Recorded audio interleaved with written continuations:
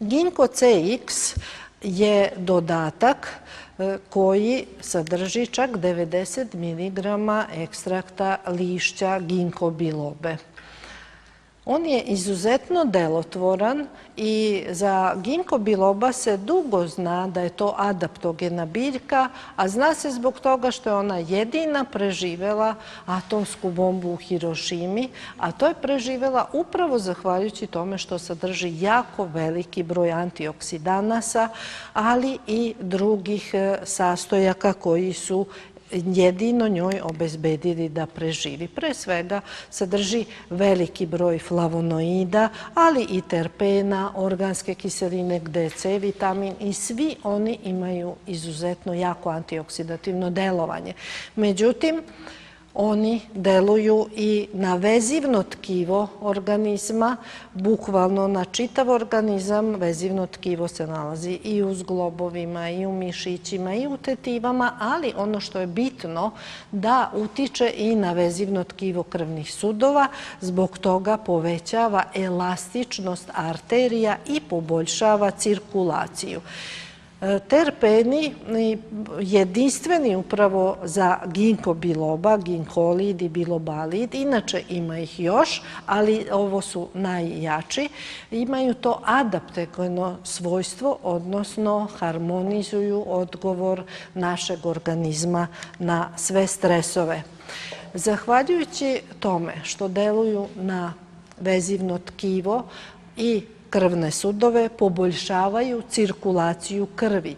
Pored toga, ovi delotvorni sastojci smanjuju gustinu, odnosno viskoznost krvi, smanjuju slepljivanje trombocita i na taj način još pojačavaju cirkulaciju i sprečavaju tromboze, infarkte i moždani šlog.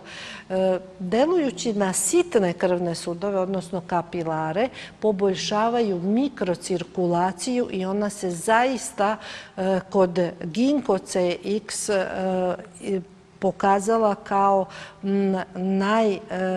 poboljšanje cirkulacije kao najdelotvornije upravo sa ginkom i zaista kod ljudi koji su dugo godina imali zujanje u glavi, zujanje u ušima, imaju iskustvo i kažu da već posle tog niza godina te tegobe su postepeno prestale. Kao jak antioksidans, Ginkgo CX i jača imunni sistem. I kome preporučujemo? Naravno, nama je osnov preventiva, bolje sprečiti nego lečiti. I u preventivne svrhe preporučujemo svima koji su izloženi povećanim fizičkim ili psihičkim naporima. Znači, menadžerima, ljudima pod jakim stresom, učenicima i studentima zbog učenja, jer zbog poboljšanja mikrocirkulacije poboljšavaju rad mozga i poboljšavaju kako kratkoročno, tako dugoročno pamćenje. A već kad primetimo da počinjemo da zaboravljamo i kao prevencija staračke demencije, prevencija multiple skleroze, Alzheimerove bolesti, Ginkgo CX je izuzetno delotvoran, a kod starijih održava njihove moždane funkcije dugi niz godina očuvanim, da se oni osjećaju zdravim, svežim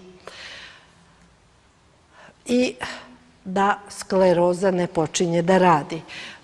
Kao pomoć kod lečenja, Ginkgo je vrlo delotvoran kada znamo da postoje poremećaj cirkulacije.